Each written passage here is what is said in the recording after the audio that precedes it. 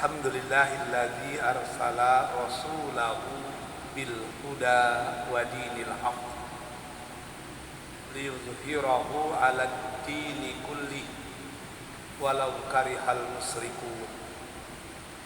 Asyhadu an la ilaha illallah wa asyhadu anna Muhammadan abduhu wa rasuluh la nabiyya ba'dah. Allahumma salli ala Muhammad wa ala ali Muhammad. Ya ayyuhal hadirun, inni usyikum wa iyaya bitaqwallah faqad fazal muttaqun. Bapak-bapak, ibu-ibu, hadirin dan hadirat yang dicintai Allah, kembali kita bersyukur kepada Allah. Malam hari ini Allah masih memberi kita nikmat hidup. Semoga sisa-sisa hidup yang masih kita miliki akan semakin mendekatkan kita padanya. Selawat beriring salam kita pohonkan kepada Allah agar senantiasa dicurahkan kepada Rasulullah Habibullah Muhammad sallallahu alaihi wasallam.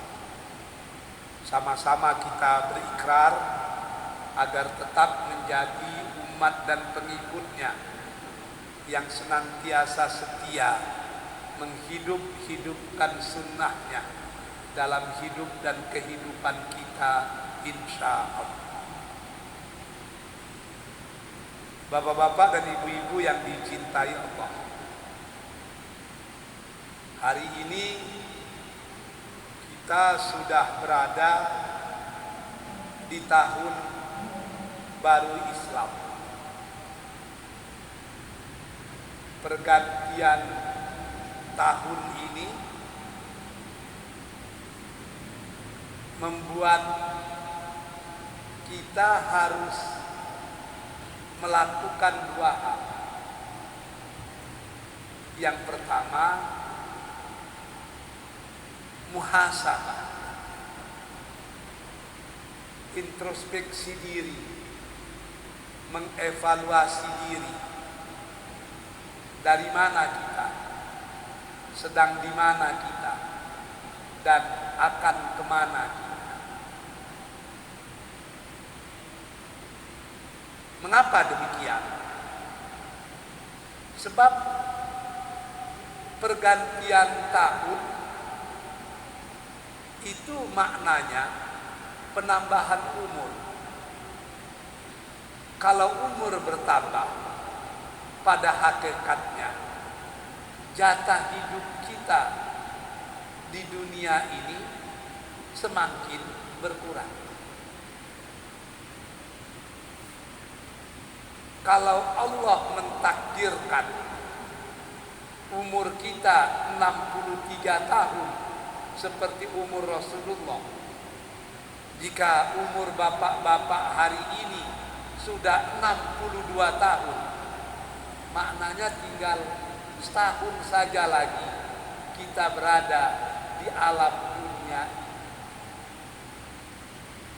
60 tahun terasa singkat, apalagi 2 atau 3 tahun lagi. Apatah lagi umur kita umat Muhammad ini memang pendek-pendek. Ada hadis menyatakan ummati bainas sittin wa sab'in. Umur umatku itu antara 60 ke 70 saja. Lebih dari 70 tidak ramai. Tapi kurang dari 60 luar biasa banyaknya. Sehingga ahli hikmah itu mengutip apa yang dikatakan Imam Al-Ghazali, bahwa yang paling dekat dengan diri manusia itu adalah kematian. Kenapa Imam Al-Ghazali menyatakan demikian? Sebab tidak seorang pun yang tahu kapan dia akan mati. Kematian itu bisa datang kapan saja, di mana saja, dan dalam keadaan yang bagaimana saja. Artinya kita tidak sadar bahwa kematian itu sesungguhnya ada di hadapan mata.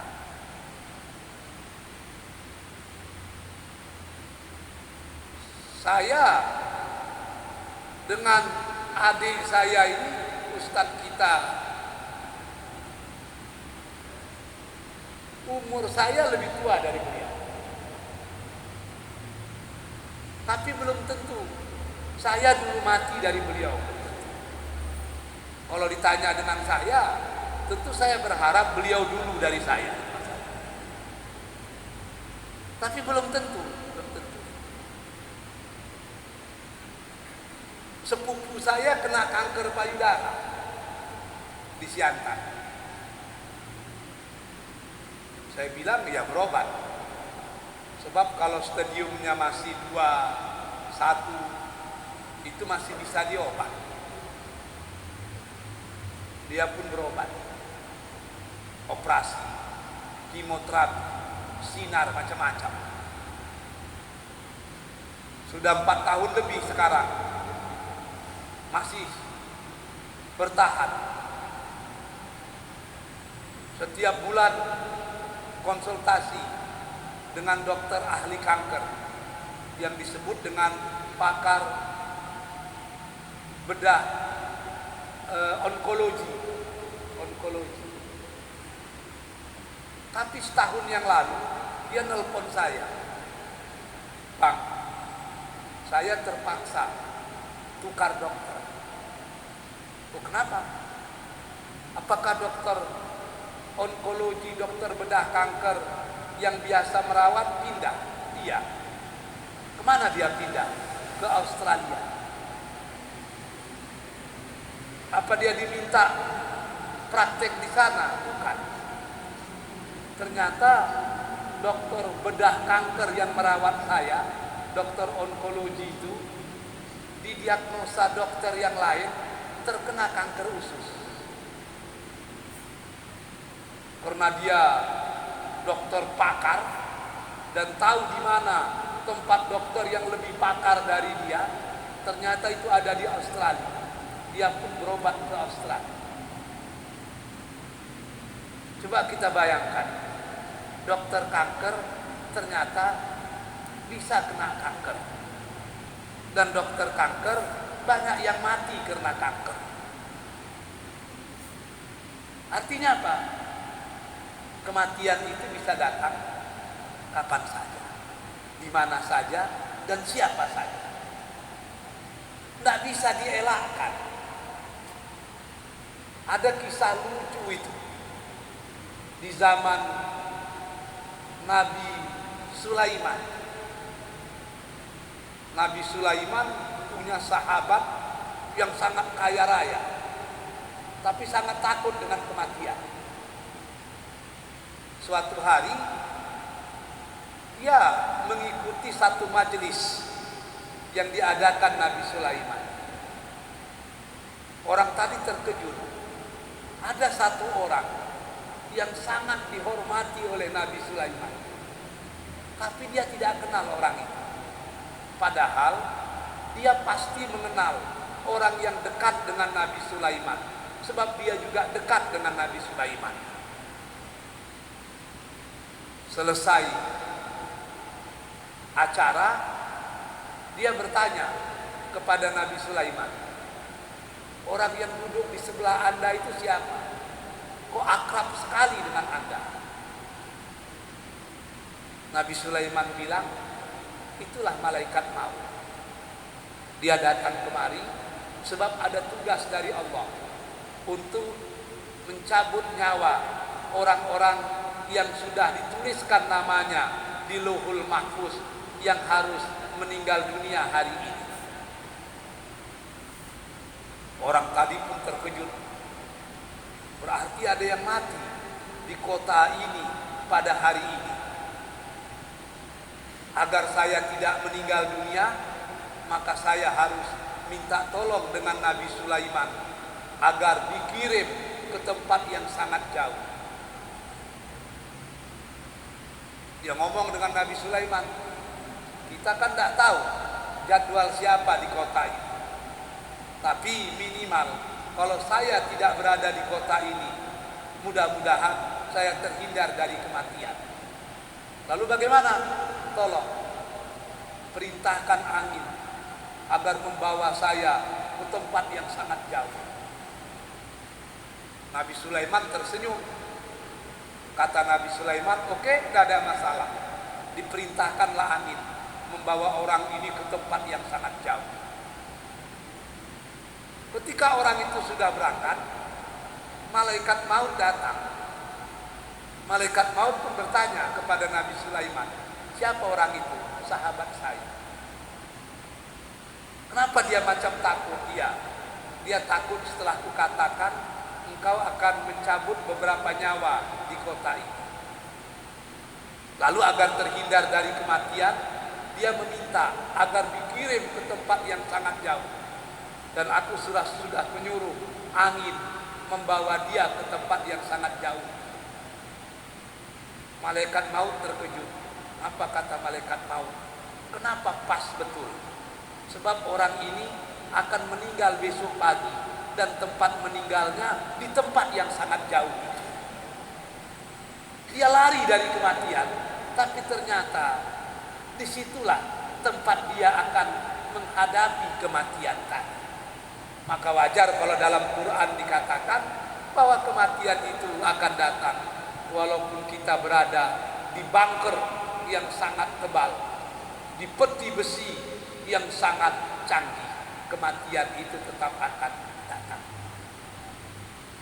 Maka yang pertama mesti kita lakukan adalah muhasabah. Perlu membuka-buka catatan kembali. Apa yang sudah saya lakukan? Dan apa yang akan saya lakukan? Kalaulah Allah memanggil saya tahun ini, apakah saya termasuk wujuhu yauma izin na'imah atau wujuhu yauma izin khashi'ah? Sebab ketika berada di pintu gerbang kematian itu hanya ada dua wajah, satu khashi'ah, satu na'imah. Ada orang yang ketika berada di pintu gerbang kematian itu wujuhu yauma izin na'imah, wajahnya berseri-seri, dia rindu bertemu dengan Tuhannya. Tentu Allah juga rindu bertemu dengan Tuhan. Ya ayyatuhan nafsul mutmainnah, irji'i ila rabbiki radiyatan mardiyah, fadkhuli fi ibadi wadkhuli jannati. Allah panggil dia, hei jiwa-jiwa yang tenang, kembalilah kepada Tuhanmu, radiyah, engkau rela kembali, mardiyah, dan Allah juga sangat rela menyambut. Fadkhuli fi ibadi, masuklah ke dalam golongan hamba-hamba, wadkhuli jannati, pilihlah surga mana yang kalian inginkan. Itu orang yang radiyah dan mardiyah. Ketika berada di pintu gerbang kematian, dia tersenyum bangga. Tapi ada orang yang ketika berada di pintu gerbang kematian itu khashi'ah, tertunduk malu. Dia malu dan takut bertemu dengan Allah. Tentu Allah juga murka bertemu dengan dia. Kenapa? Terlalu banyak PR, homework, tugas-tugas di dunia yang tidak bisa diselesaikan. Padahal ad-dunya darul amal wal akhirah darul jaza. Dunia ini tempat beramal, bukan kampung kita ini. Ini perantauan. Kampung kita yang sebenarnya adalah di akhirat. Jadi kalau di perantauan kita berhasil, pulang kampung kita bangga. Tadi saya dengan adinda saya ini, Siswanto ini, bicara tentang orang tua yang berhasil di Singkut. Namanya Haji Suhaimi, ketua pimpinan wilayah Muhammadiyah Jambi, berhasil. Kalau pulang kampung biasanya pakai Fortuner ya. Bahkan mobilnya sekarang Land Cruiser itu. Secondnya saja 1,7 miliar ya. Gak jauh berbeda lah dengan mobil imam kita ini masalahnya. Bangga dia pulang kampung itu. Tapi kalau ada orang yang gagal di perantauan, bangga enggak balik kampung dia? Ada orang tua merantau ke Singkut misalnya, ke Bangko, ke Surolangun. Waktu merantau dalam keadaan miskin. Dari sini ke Sumatera Barat. Dari Sumatera Barat naik bus. Bisa NPM, bisa ANS, bisa Jambi Transport, macam-macam lah. Naik bus sampai ke Jambi itu, ke Singkut itu. Yang dibawa dari Kuo 3 baju 3 celana. Sampai di Singkut, di Surolangun, mulailah mencari kehidupan. Setahun, 2 tahun, 3 tahun. Udah 10 tahun di Singkut, ternyata nasib tidak berubah. Pai miskin, pulang bangsa. Ada undangan balik kampung yang tak mungkin dielakkan. Adik kandung menikah, terpaksa pulang. Ketika pergi naik mobil umum, pulang pun naik mobil umum.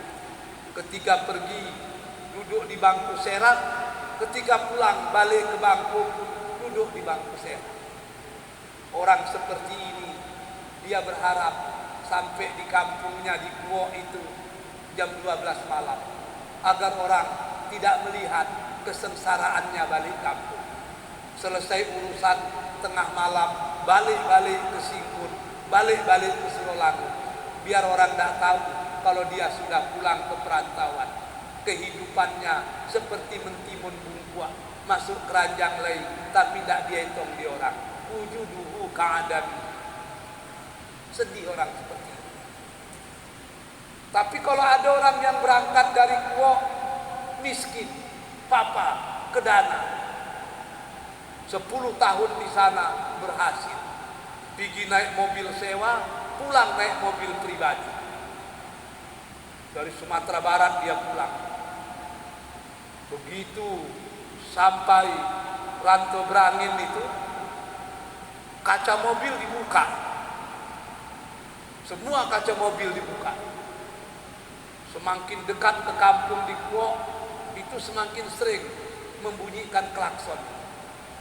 Semakin dekat ke kampung, semakin sering membunyikan klakson. Ada orang di klakson, ada lapau di klakson, ada simpang, ada orang di klakson. Makin dekat ke rumah orang tua, makin sering di klakson. Kadang-kadang tidak ada orang pun di klaksonnya juga itu. Kenapa itu dilakukannya? Dia berhasil di perantauan, sehingga pulang dalam keadaan bangga. Wujuhu yauma idzin na'imah. Begitu juga kita di akhirat nanti. Kalau tugas-tugas kita di dunia tidak selesai, malu kita balik ke akhirat. Maka nanti ada orang yang sampai di akhirat, dia berteriak-teriak, ya laitani qaddamtu li hayati. Duhai, kalaulah aku bisa kembali balik ke dunia ini, pasti aku berbuat kebajikan. Ada lagi yang di dalam kubur berteriak-teriak, ya laitani kuntu turaba. Ya Allah, kalau aku dulu menjadi tanah saja kan enak, nggak susah menghadapi pemeriksaan yang super ketat seperti hari ini, macam-macam. Itu yang terjadi kalau orang tidak berhasil di dunia, sehingga di akhirat dia akan sengsara. Jadi muhasabah penting. Mulai mengevaluasi diri. Orang yang selalu melihat ke dalam, dia tidak punya waktu lagi melihat keluar. Wa fi anfusikum afala tubsir. Apakah terhadap dirimu sendiri engkau tidak memperhatikan? Itu yang pertama. Yang kedua, begitu terjadi pergantian tahun, maka kita mesti melakukan tahsinul ibadah, atau dalam bahasa yang lain disebut dengan takmilul ibadah. Kita memperbaiki ibadah kita, menyempurnakan ibadah kita. Sebab ada hadis yang menyatakan, walaupun status hadis ini masih diperdebatkan oleh ahli-ahli hadis. Hadis itu menyatakan siapa yang ibadahnya, aktivitasnya, perilakunya hari ini sama dengan hari yang lalu, itu tertipu. Kenapa tertipu? Semakin dekat kepada kematian tapi tidak ada perubahan, itu orang tertipu. Semakin dekat kepada kematian tak ada perubahan, begitu juga. Yang kedua, kata Rasul, ada orang yang tercela. Siapa yang tercela itu? Orang yang ibadahnya hari ini, aktivitasnya hari ini justru lebih jelek dari hari yang lalu. Umur sudah 60-an, masih lebih mudah mencarinya di lapau dari di surau. Semakin dekat kepada kematian, tapi justru semakin jauh dari Tuhan. Itu orang yang tercela. Maka kata Rasul, yang terbaik siapa? Orang yang amalnya hari ini lebih baik dari hari yang lalu, dan amalnya hari esok lebih baik dari hari ini. Inilah orang yang terbaik. Setiap hari semakin meningkat, setiap saat semakin berkembang. Itu yang terbaik. Ini yang disebut dengan tahsinul ibadah. Kita sempurnakan ibadah kita. Bapak-bapak dan ibu-ibu yang dicintai Allah. Namun dari sisi yang lain, pergantian tahun dari aspek keilmiahan juga ada dua hal yang mesti kita lakukan. Yang pertama, tajdid, memperbaharui, meningkatkan pemahaman kita tentang agama kita.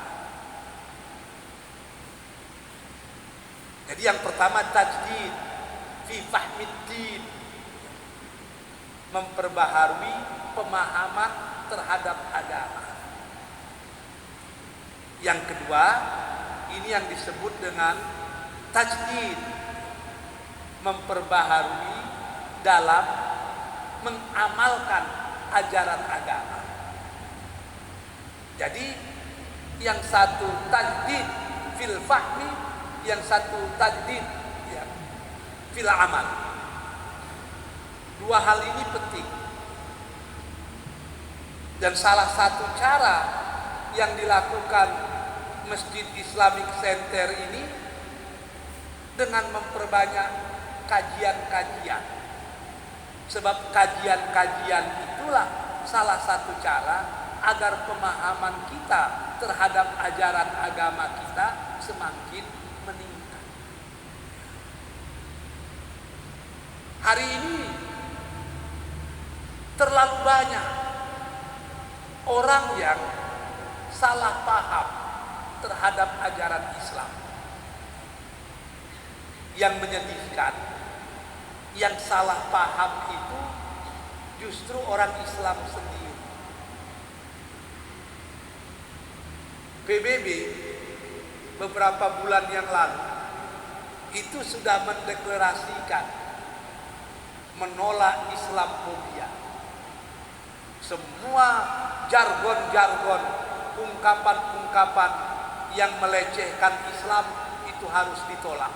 Sebab itu tidak sesuai dengan realitas dan tidak sesuai dengan paham kemajemukan atau pluralitas.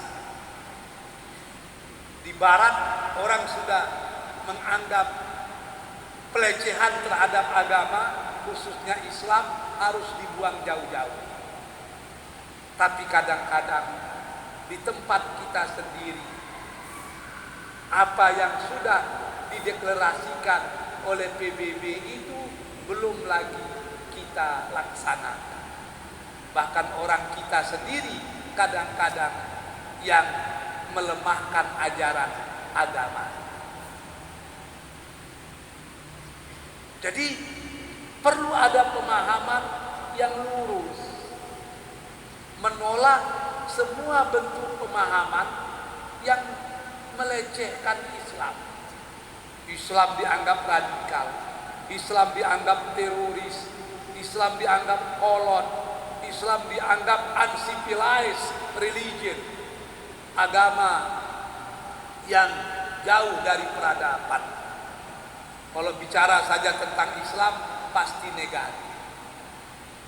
Itu dulu muncul di barat, tapi hari ini justru muncul di tengah-tengah orang Islam sendiri. Kadang-kadang betul apa yang dikatakan oleh Muhammad Abduh, al-Islamu mahjub lil muslimin. Islam itu justru dirusak, dinodai oleh orang Islam sendiri. Hari ini kita bangga itu. Di barat Islam luar biasa berkembang. Di Birmingham Islam itu sudah lebih dari 25%. Di Manchester lebih banyak lagi, antara 25 ke 30%. Di Jerman itu menjadi tanah Islam yang sangat subur. Orang sudah kembali ke fitrahnya. Tapi di timur, di tempat kita, justru orang murtad yang sangat banyak. Ada apa ini? Saya pikir-pikir kadang-kadang hadis yang membicarakan tentang kiamat, bahwa matahari suatu saat akan terbit di tempat terbenamnya, itu bisa dipahami secara majazi. Islam terbit di timur, terbenam di barat. Tapi ciri-ciri dunia kiamat itu, matahari itu terbit di barat, terbenam di timur. Ada yang mengartikan bahwa Islam itu suatu saat akan muncul dari barat, sebab dia sudah tidak punya tempat lagi di timur. Dan ini sudah mulai muncul.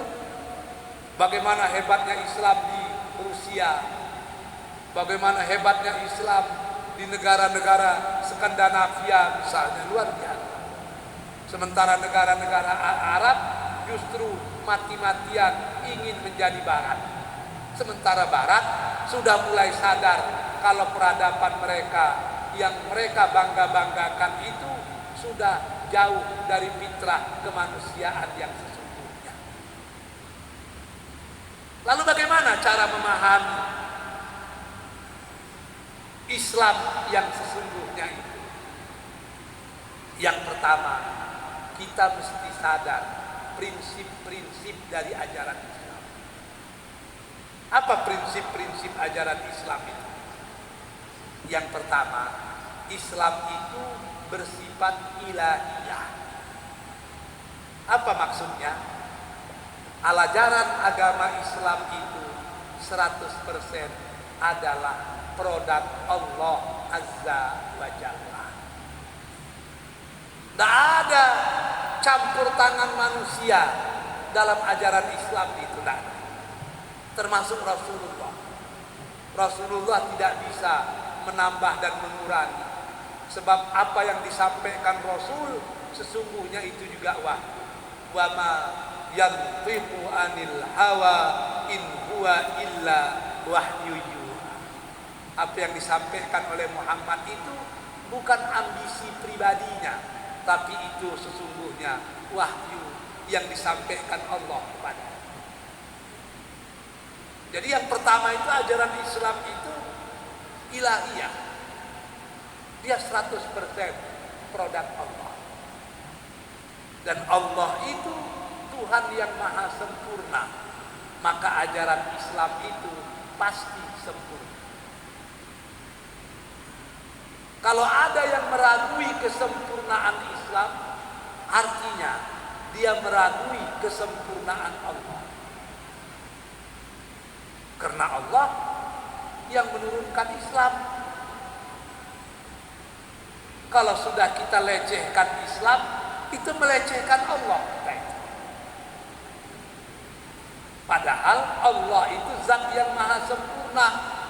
Dan definisi dari Tuhan itu adalah zat yang tidak memerlukan apapun, tapi semua zat lain pasti memerlukan dia.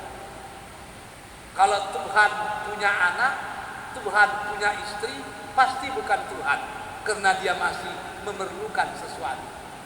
Kalau dia masih memerlukan sesuatu, dia tidak layak disebut dengan Allah, tidak layak disebut dengan Tuhan. Lam yalid wa lam yulad. Qul huwallahu ahad, Allahus samad. Lam yalid wa lam. Dia itu as-samad. Jadi kalau ada orang yang menganggap ajaran Islam itu tidak sempurna, perlu ada edit ulang, perlu ada penyempurnaan atau revisi, itu melecehkan Tuhan. Seakan-akan ada yang tertinggal dari konsep Tuhan yang diturunkannya dalam bentuk ajaran Islam. Hanya saja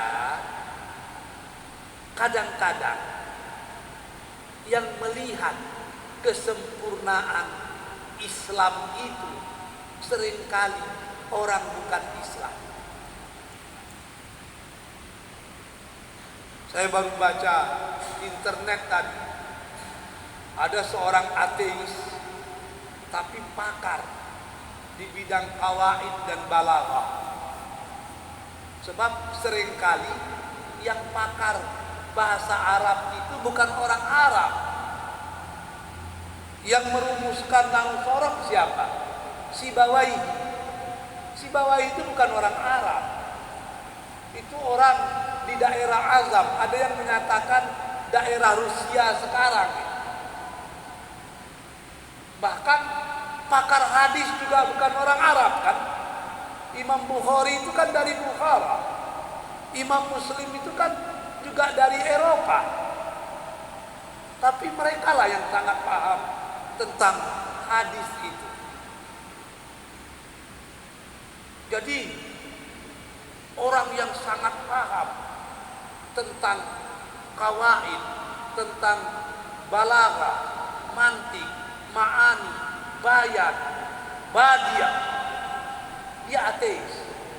Tapi ketika dia menggunakan ilmunya itu memahami ayat-ayat dalam Al-Quran, dia termenung. Lama dia termenung.